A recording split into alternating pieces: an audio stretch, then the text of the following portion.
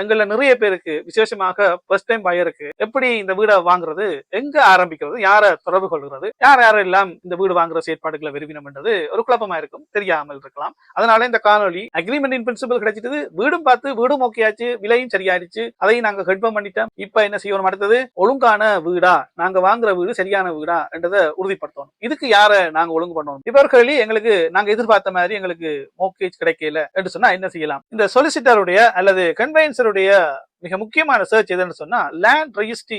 ஒரு வீடு இருக்கும், ஆனா 2-3 பேர் வந்து அதுக்கான உறுதியை வச்சுக்கொண்டு தங்கட வீடுன்னு சொல்லி சொந்தம் கொண்டாடி கொண்டிருக்கிறோம். நாங்கள் வாங்க போகின்ற வீடை விற்பவருக்கு அந்த வீட்டின் மீது முழுமையான உரிமை இருக்கா என்றதை, அந்த வீட்டின் பிளான் சரியா இருக்குதா, அதனுடைய எல்லைகள் சரியா போடப்பட்டிருக்கா, பக்கத்து வீட்டுக்காரன் எல்லையை உள்ள போட்டுட்டானா, இந்த வேலிகள் வந்து யார் வந்து மெயின்டைன் பண்ணுவோம், இந்த பக்க வேலி யாருக்குரியது. சில நேரத்துல பாத்தீங்கன்னா வீடு நடுவுக்குள்ள இருக்கும், அந்த வீட்டுக்கு போறதுக்கு 2 வீட்டுக்கு இடையிலால போக வேண்டியிருக்கு.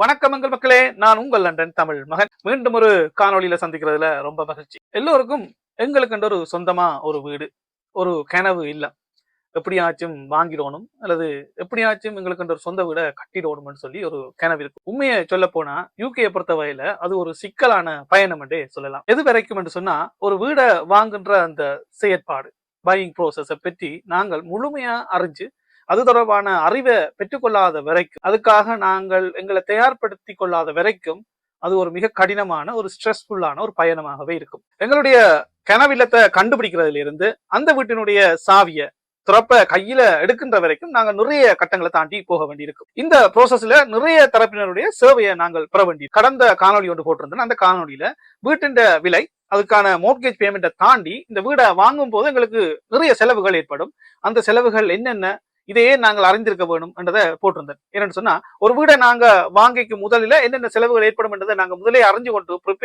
தயாராக இருந்தோம் என்று சொன்னா, அந்த செலவுகள் ஏற்படும் போது எங்களுக்கு ஒரு அப்செட் வராது, ஒரு குழப்பம் வராது, ஒரு பயம் ஒன்று வராது. அதனால அதை நாங்க ஃபேஸ் பண்ணோம். அதே போலத்தான் இந்த வீடை வாங்குன்ற செயற்பாட்டிலையும் என்னென்ன நபர்களை நாங்க சந்திக்க போறோம், யூகே பொறுத்தவரையில யார் யார் விட போயினோம், அவர்களுடைய ரோல் என்ன, அவர்களுடைய டியூட்டி என்ன, அவர்கள் என்ன சேவையை வழங்கினோம், நாங்கள் ஏன் அவர்களூடாக அந்த சேவைகளை பெற வேணும் என்றதை இந்த காணொலியில நான் வந்து முழுமையா சொல்ல போறேன். என்னன்னு சொன்னா, எங்கள நிறைய பேருக்கு விசேஷமாக ஃபர்ஸ்ட் டைம் பையருக்கு எப்படி இந்த வீடை வாங்குறது, எங்க ஆரம்பிக்கிறது, யாரை தொடர்பு கொள்கிறது, யாரெல்லாம் இந்த வீடு வாங்குற செயற்பாடுகளை விரும்பினோம் என்றது ஒரு குழப்பமா இருக்கும், தெரியாமல் இருக்கலாம். அதனால இந்த காணொலி புதுசா ஃபர்ஸ்ட் டைம் பையருக்கு மிகவும் அவசியமானதா இருக்கும்.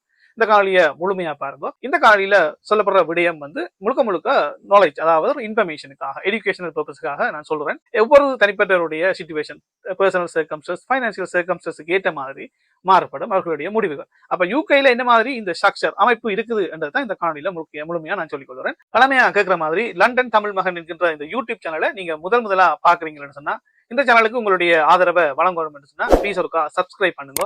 இந்த காணொலி உங்களுக்கு பிடிச்சிருந்தா, உங்களுக்கு பிரியோசனமா இருந்தா அதை லைக் பண்ணி உங்களுடைய நண்பர்கள் உறவினர்களுக்கும் அனுப்பி வையுங்கள். இந்த வலையொலியில வந்து யூகே இந்த மோர்கேஜ் மற்றது யூகேல ப்ராப்பர்ட்டி, அதனுடைய விலை, லேட்டஸ்டான அப்டேட், சட்ட மாற்றங்கள், புதிய ரூல்ஸ் எல்லாமே நான் வந்து போட்டுக்கொண்டிருப்பேன். உங்களுடைய நோட்டிபிகேஷன் பெல்ல அமர்த்தி ஓல் என்றதை கிளிக் பண்ணி விட்டீங்கன்னு சொன்னா நான் போடுகின்ற காணொலிகள் உங்களுக்கு உடனுடனே வந்து சேரும். ஓகே, இப்ப தாமதிக்காம காணொலிக்குள்ள போவோம். Process of buying a house in the UK. யூகேல ஒரு வீடை வாங்குற செயற்பாடு, இந்த செயற்பாட்டுல யார் யார் சம்மந்தப்படுகிறார்கள், அவர்களுடைய பங்களிப்பு என்ன, செயற்பாடு என்ன என்றதான் பாக்குறோம். இதுல முதலாவதா யார் சம்மந்தப்படுகிறோம்னு சொன்னா வேற யாரும் இல்ல, நாங்க தான், பையர் தான் இதுல முதலாவதா சம்மந்தப்படுறார். இவருடைய செயற்பாடு என்ன, பங்களிப்பு என்னன்றதை பார்ப்போம். நான் ஒரு பையரா முதலாவது நான் செய்ய வேண்டியது எனக்கான டிபாசிட்டை தயார்படுத்தணும், டிபாசிட்டை சேவ் பண்ணணும். பொதுவில வீடை வாங்குறதுக்கு 2 வருஷத்துக்கு முதல்ல திட்டமிடுவினோம். 2 வருஷமா எங்களுடைய சேமிப்பு, எங்களுடைய டிபாசிட்டுக்கான சேமிப்பை செஞ்சு கொண்டு வருவோம். எங்களுடைய மாத வருமானத்திலிருந்து கொஞ்சம் கொஞ்சமா சேமிச்சு எங்களுடைய டிபாசிட்டை நாங்க தயார்படுத்துவோம். அதே நேரத்துல எங்களுடைய பட்ஜெட்டை தீர்மானிக்கணும். என்ன விலைக்கு வீடு வாங்க போறோம், எங்க வாங்க போறேன், லண்டன்ல வாங்க போறேன்னா, லண்டனுக்கு வெளியில வாங்க போறேன்னா, 5 லட்சத்துக்கு வாங்க போறேன்னா அல்லது 3 லட்சத்துக்கு வாங்க போறேன்னா, 3 பெட்ரூமா 4 பெட்ரூமா என்றது என்னுடைய பட்ஜெட்டையும் நான் தீர்மானிக்கணும். அதான் நான் முதல் செய்ய வேண்டிய வேலை. அப்ப என்னுடைய டிபாசிட்டும் சேவ் பண்ணியாச்சு. இப்ப நான் எவ்வளவுக்கு வாங்க போறேன்ற பட்ஜெட்டையும் தீர்மானிச்சிட்டேன். இப்ப அடுத்ததான் நான் எனக்கு ஒரு கேள்வி, எனக்கு மோர்கேஜ் கிடைக்குமா, அதாவது 5 லட்சம் தான் என்னுடைய பட்ஜெட், 5 லட்சத்துக்கு வாங்க போறேன், 50,000 பவுண்டு நான் சேமிச்சிட்டேன். இப்ப எனக்கு 4,50,000 பவுண்டுகள் தேவை. இது எனக்கு மோர்கேஜாக, வீட்டு கடனாக கிடைக்குமான்றதை நான் அறிய வேண்டும். இதை எப்படி அறிகிறது? இதுக்கு நாங்கள் 2 பேரை நாடலாம். ஒன்று லெண்டர், மெட்டால் வந்து மோர்கேஜ் அட்வைசர் அல்லது மோர்கேஜ் புரோக்கரை சந்திக்கலாம். லெண்டர் சொன்னா பேங்க் மற்றும் பில்டிங் சொசைட்டி. யூகே பொறுத்தவரை பேங்க் சொன்னா Barclays bank, central bank, building society சொன்னா நேஷன் பேங்க், அந்த மாதிரி சொல்லலாம். உங்கள்கிட்ட போய் நாங்கள் எங்களுக்கு யூகேல எவ்வளவு மோர்கேஜ், வீட்டுக்கடன் எங்களுக்கு கிடைக்கும் மேக்சிமம் என்று சொல்லி நாங்கள் கேட்போம். அவர்கள் எங்களுடைய முழுமையான விவரங்களை, எங்களுடைய வருமான விவரங்கள் எல்லாத்தையும் பெற்று அவர்கள் ஒரு அஃபோர்டபிலிட்டி செக் செய்வார்கள். செய்து போட்டு அக்ரிமெண்ட் இன் பிரின்சிபல் அல்லது மோர்ட்கேஜ் இன் பிரின்சிபல் சொல்லி ஒன்று தெரிவிக்கும். அதுல தான் எங்களுக்கு சொல்லப்பட்டிருக்கும், உங்களுக்கு உங்களுடைய வருமானத்தின் அடிப்படையில யூகேல உங்களுக்கு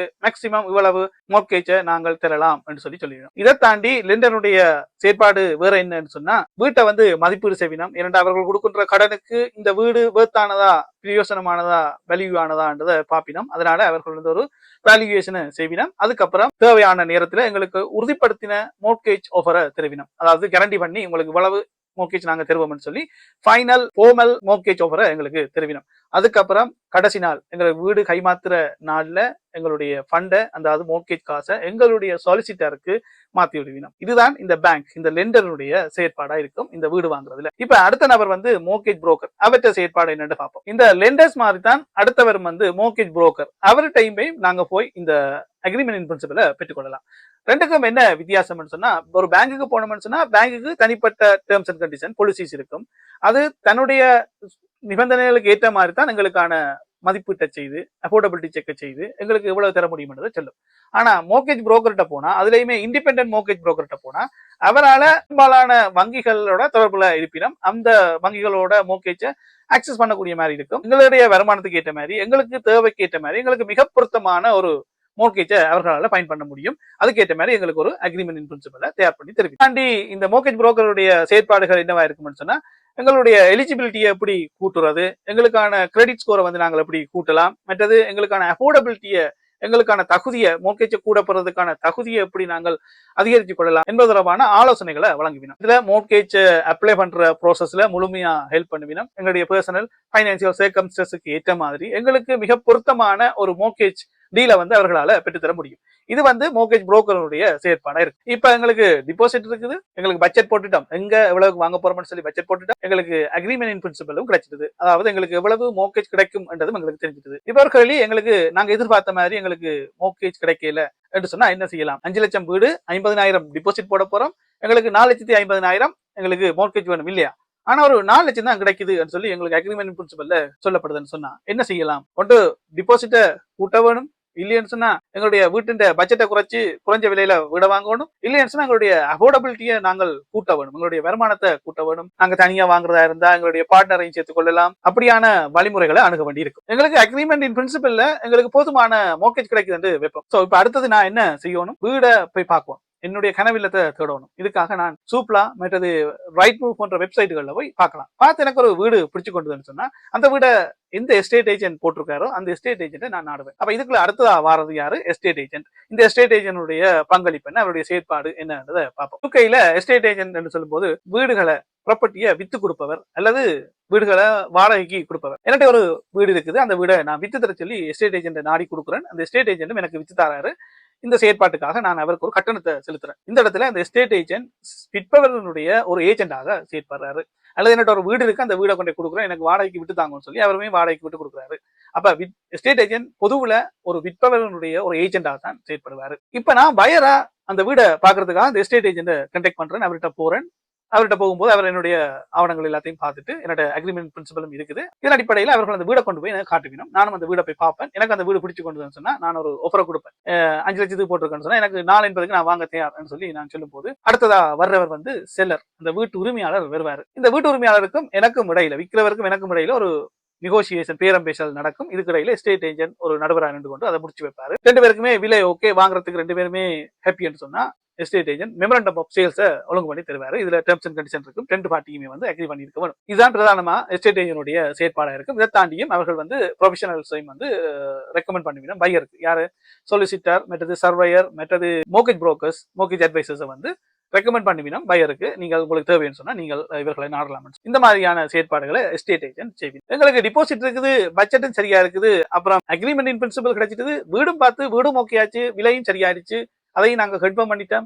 இப்ப என்ன செய்யணும்? அடுத்தது ஒழுங்கான வீடா, நாங்க வாங்குற வீடு சரியான வீடா என்றதை உறுதிப்படுத்தணும். இதுக்கு யார நாங்க ஒழுங்கு பண்ணணும்னு சொன்னா ஒரு சர்வேயரை நாங்க ஒழுங்கு பண்ணுவோம். அடுத்ததா எங்கட இந்த வீடு வாங்குற செயற்பாட்டுக்குள்ள வாரவர் ஒரு சர்வேயர். சர்வேயருடைய மிக பிரதானமான வேலை என்னன்னு சொன்னா நாங்க வாங்குற வீடு ஒழுங்கான வீடா, நல்ல வீடான்றதை உறுதிப்படுத்தி தருவாரு. இந்த சர்வேயை செய்பவர்கள் ஒரு குவாலிஃபைட் ஆனாக்களா இருக்க வேணும். Royal institute of chartered surveyors என்று சொல்லி அந்த குவாலிஃபிகேஷனுடைய ஆக்களத்தை நாங்கள் இதுக்குள்ள ஹயர் பண்ணி அவர்களூடாக அந்த ரிப்போர்ட் எடுக்க வேண்டும். 3 விதமான ரிப்போர்ட்டை நாங்கள் எடுக்கலாம். அதாவது RICS லெவல் 1, லெவல் 2, லெவல் 3.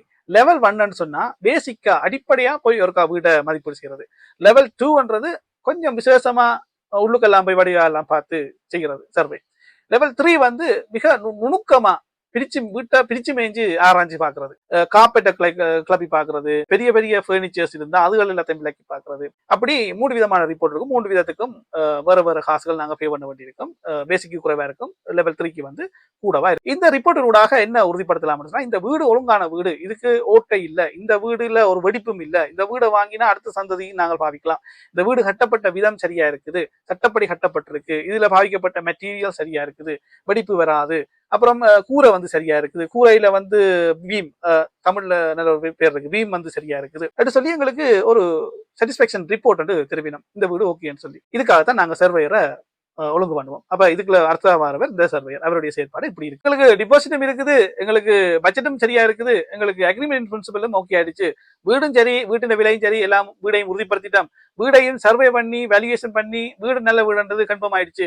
அடுத்தது என்ன செய்யணும், இந்த வீட்டை எங்களுக்கு பேர்ல மாத்தணும், அதுக்கு நாங்கள் சொலிசிட்டர் அல்லது கன்வெயன்சரை ஒழுங்கு பண்ணணும். இவர்கள் யாரு, இவர்களுடைய பங்களிப்பு என்ன, இவர்களுடைய செயற்பாடு என்னன்றதை பார்ப்போம். யூகேல சொலிசிட்டர் தான் நாங்க சொல்றோம். சொலிசிட்டர் போது சில சட்ட ரீதியான செயற்பாடுகளையும் செய்வினோம். இந்த லைசன்ஸ் கன்வெயன்சர்ன்றது அவர்களுடைய வேலையே இந்த வீடுகளை உரிமையை மாத்தி எழுதுறது தான். எங்களோட ஊர்ல பாத்தீங்கன்னா சில பேர் உறுதிகளை மாத்துறதுக்காகவே நொத்தையார் சென்றிருப்பாங்க. அவர்கள் வந்து கேஸ் டீல் பண்றதுல, கோர்ட்ஸுக்கு போறதுல அவர்கள் காணி உறுதி எழுதுற மட்டும்தான். அந்த மாதிரி தான் யூகேல லைசன்ஸ் கன்வெயன்சர் சொல்லி இருக்கிறாங்க. இந்த சொலிசிட்டர் மற்றது கன்வெயன்சருடைய ரோல், அவர்களுடைய பங்கு தான் இதுல மிக முக்கியமானது யூகேல வீடு வாங்குற செயற்பாட்டில். இவர்களுடைய பிரதானமான வேலை என்னன்னு சொன்னா சட்ட ரீதியான முழு ஒழுங்குகளையும் செய்யறதும், இந்த காணி, இந்த வீடு ப்ராப்பர்ட்டியினுடைய உரிமையை, ஓனர்ஷிப்பை வந்து மாத்தி தரதுதான் இவர்களுடைய பிரதானமான வேலை. இதுக்குள்ள இவர்கள் என்ன செய்வினம் என்று சொன்னா, முதல் எங்களுடைய ஐடி செக்க செய்வினம், மற்றது ஆன்டி மணி லாண்டரிங் AML என்ற ஒரு சர்ச்சையும் செய்வினம், அதாவது பணச்செலவை நாங்கள் செய்திருக்கிறோமா அந்த மாதிரி செக்குகளை செய்வினம். அடுத்ததா மிக முக்கியமா செய்கிறது இன்வெஸ்டிகேட்டிங் ப்ராப்பர்ட்டி சர்ச் செய்வினம், அதாவது நாங்கள் வாங்க போகின்ற வீடை பற்றி முழுமையான ஆராய்ச்சியை தேடலை செய்வினம். இந்த சொலிசிட்டருடைய அல்லது கன்வெயன்சருடைய மிக முக்கியமான சர்ச் எதுன்னு சொன்னா லேண்ட் ரெஜிஸ்ட்ரி சர்ச், அதாவது நாங்கள் வாங்க போகின்ற வீடை விற்பவருக்கு அந்த வீட்டின் மீது முழுமையான உரிமை இருக்கா என்றதை கண்டுகொள்வினோம். சில நேரத்தில் பாத்தீங்கன்னா ஒரு வீடு இருக்கும், ஆனா 2-3 பேர் வந்து அதுக்கான உறுதியை வச்சுக்கொண்டு தங்கட வீடுன்னு சொல்லி சொந்தம் கொண்டாடி கொண்டிருக்கிறோம். அப்படியான சிக்கலான வீடுகளும் இருக்கும். அதனால விற்கிறவருக்கு சரியான உரிமை இருக்குதா, ஓனர்ஷிப் எவரானான்றதை உறுதிப்படுத்திக் கொள்வினோம் உண்டு. மற்றது அந்த வீட்டின் மீது ஏதாவது சார்ஜஸ், செகண்ட் சார்ஜஸ் இருக்கா, அதாவது அந்த வீடு அடைமானம் வச்சு வேற கடன்கள் ஏதாவது பெற்றிருக்கணுமா, அல்லது அந்த வீட்டின் மீது இப்போ மோர்கேஜ் இருக்கா, அந்த மோர்கேஜ் இருந்தா அது என்ன மாதிரி மோர்கேஜ், எவ்வளவு இருக்கு என்றதையும் அறிஞ்சு கொள்வினோம். இதை நாங்க ஊர்ல கச்சேரியில போய் எங்களோட காணி உறுதிகளை உறுதிப்படுத்துற மாதிரி, ஓனர்ஷிப்பை உறுதிப்படுத்துற மாதிரி யூகேல இந்த land registry, HM land registry என்று கவர்மெண்ட் பாடி ஒன்று இருக்கு ஆபீஸ்ல, அங்க போய் இந்த சொலிசிட்டர் வந்து இதை உறுதிப்படுத்தி கொள்வினோம். இதை தாண்டி நிறைய விடயங்களை உறுதிப்படுத்திக் கொள்வினோம் சொலிசிட்டர். நாங்க வாங்க போகின்ற வீடு, அந்த வீட்டுக்கான டைட்டில், ப்ராப்பர்ட்டி டைட்டில் வந்து உறுதிப்படுத்திக் கொள்வினோம்.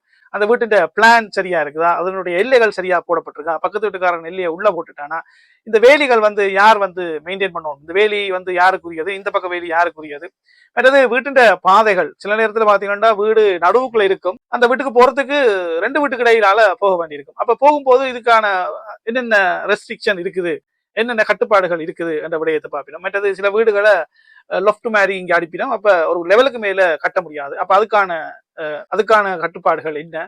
மற்றது முன்னுக்கு நாங்கள் கார்டன் வச்சிருந்தா அந்த கார்டனை வந்து நாங்கள் மாத்தி கராச்சாக மாற்ற முடியாது, அப்படியான சில கட்டுப்பாடுகள் சில வீடுகள்ல இருக்கும். ஸோ அந்த விடயங்கள் எல்லாத்தையுமே சொலிசிட்டர்ஸ் வந்து அறிஞ்சு உறுதிப்படுத்திக் கொள்வீங்க.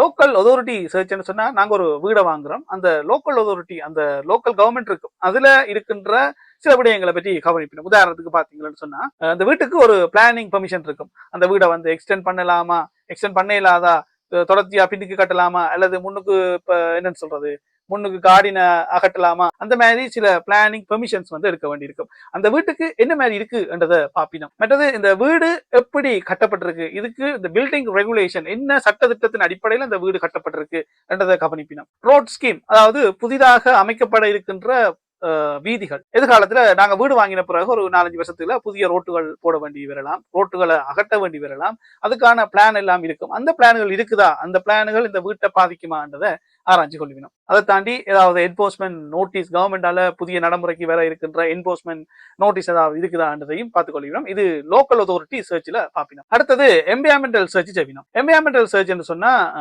ஃப்ளட்டிங், அதாவது இயற்கை அனர்த்தம். நாங்க வாங்குற வீடு இருக்கின்ற ஏரியா வெள்ள அனர்த்தங்கள் ஏற்படக்கூடிய இடமா, மண் சரிவு ஏற்படக்கூடிய இடமா, அல்லது சதுப்பு இடத்துல இருக்குதா இந்த வீடு, ரேட் அண்ட் கேஸ் என்று சொல்லி யூகேல மிக பிரதானமாக கவனிப்பினோம். அதாவது நிலத்துக்கு அடியில ஒரு கேஸ் இயற்கையாகவே உருவாகும் ஒரு மாற்றத்தால, நிலத்துக்குள்ள நடக்கின்ற ஒரு மாற்றத்தால ஒரு கேஸ் ரேடன் கேஸ் உருவாகும். அது மேல வந்துச்சுன்னு சொன்னா பாதிப்பை கொண்டு வரும்.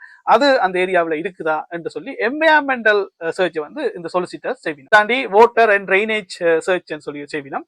அதாவது நாங்க வாங்குன்ற வீடு இந்த தண்ணி லைன் இருக்கு தானே, தண்ணி லைனோட பிரதானமான தண்ணி லைனோட கனெக்ட் பண்ணப்பட்டிருக்கா, வடிகால் அமைப்பு, இதுல வர கழிவு நீர்கள் எல்லாம் வடிகால் அமைப்புடாக போகக்கூடிய மாதிரி வடிகால் அமைப்பு எல்லாம் இந்த வீட்டுக்கு இருக்குதான்றதை உறுதிப்படுத்திக் கொள்ளுங்க. ஏன்னா நாங்க வீடு வாங்கின பிறகு தண்ணி கனெக்ஷன் இந்த வீட்டுக்கு இல்லையான்னு சொன்னா அதோ கதி தான். அதனால அந்த மாதிரியான சர்ச்சுகளை செய்து கொள்ளுங்க. அதை விட லொகேஷனை பாப்பினோம். இந்த லொகேஷன்ல ஏதாவது மைனிங் கல்குவாரிகள் இருக்குதா, வேற ஏதாவது ப்ரொடக்ஷன் இருக்கா, ரீசைக்கிளிங் ஏரியா இருக்குதா, அப்படியான நிறைய விடயங்கள் இருக்கலாம். அதுகளுமே வீட்டை அந்த ஏரியாவில் இருக்க வீடுகளை பாதிக்கும். ஸோ அதுகளை உறுதிப்படுத்துறதுக்காக அந்த ஏரியாவையும் சர்ச் பண்ணிடணும். அப்ப இந்த சொலிசிட்டர் அல்லது இந்த கன்வெயன்சருடைய மிக முக்கியமான வேலை இந்த ப்ராப்பர்ட்டியை சர்ச் பண்றது. சர்ச் பண்ணி இது ஒரு நல்ல வீடுன்னு சொல்லி எங்களுக்கு உறுதிப்படுத்தி தர்றதான் அவருடைய வேலை. இதை தாண்டி சொலிசிட்டருக்கு அடுத்ததா என்ன வேலைகள் இருக்கும்னா எக்ஸ்சேஞ்ச் ஆஃப் கான்ட்ராக்டை ஒழுங்குபடுவினம். அதாவது எங்களுடைய வாங்குபவருடைய சொலிசிட்டரும் விற்கிறவரும் ஒரு சொலிசிட்டரை ஒழுங்கு பண்ணுவாரு. ரெண்டு பேரும் சேர்ந்து வாங்குபவருக்கும் விற்பவருக்கும் இடையில ஒரு எக்ஸ்சேஞ்ச் ஆஃப் கான்ட்ராக்டை தயார்படுத்துவினோம். அதுக்கப்புறம் அது பைண்டிங், அதாவது அதுல கட்டுப்பட வேண்டியிருக்கும். அது பிறகு அவருமே விலத்தி போயிடலாம் அந்த மாதிரி இருக்கும். அதை செய்வாரு. அதுக்கப்புறம் எங்களுடைய மோட்கேஜை எங்களுடைய ஃபைனல் டேக்கு தர சொல்லி பேங்குக்கு ஒரு ரிக்வெஸ்ட்டை அனுப்புவாரு. பேங்கும் அந்த ஃபைனல் டேக்கு அந்த காசை, மோர்கேஜ் காசை சொலிசிட்டர் அக்கௌண்ட்டுக்கு மாற்றும். சொலிசிட்டர் அந்த ஃபைனல் டேக்கு எங்களுடைய சொலிசிட்டர் விற்பவருடைய சொலிசிட்டருக்கு மாற்றி எங்களுடைய கடைசி அந்த வீடை வாங்குகின்ற செயற்பாட்டை முடிச்சு வைப்பாரு. அதுக்கப்புறம் நாங்கள் எவ்வளவு கவர்மெண்ட்டுக்கு ஸ்டாம்ப் டியூட்டி, லேண்ட் டேக்ஸ் எவ்வளவு கட்ட வேணுமோ அதை கட்டுவாரு. அதுக்கப்புறம் எங்களுடைய பெயருக்கு இந்த உரிமையை மாற்றுறதுக்கான அப்ளிகேஷனை லேண்ட் ரெஜிஸ்ட்ரிக்கு அனுப்பி வைப்பாரு. இதுதான் சொலிசிட்டருடைய மிக பிரதானமான செயற்பாடா இருக்கு. எல்லாத்தையும் தாண்டி நாங்கள் ஒரு இன்சூரன்ஸ் புரோக்கரையும் ஒழுங்கு பண்ண வேண்டி இருக்கும். நாங்கள் மோர்கேஜை எடுக்கும்போது எங்களுக்கு மோர்கேஜ் தர பேங்க் லெண்டர் கட்டாயமா பில்டிங் இன்சூரன்ஸ் எடுக்க சொல்லுவோம். அவர்கள் தருகின்ற இன்சூரன்ஸையும் நாங்கள் எடுக்கலாம். இல்லைன்னு சொன்னா நாங்கள் ஒரு இன்சூரன்ஸ் புரோக்கரை ஒழுங்கு பண்ணி அதிலையும் எடுத்துக்கொள்ளலாம். அதே நேரத்தில் கண்டென்ட் இன்சூரன்ஸையும் நாங்கள் விரும்பினா எடுத்துக்கொள்ளலாம்.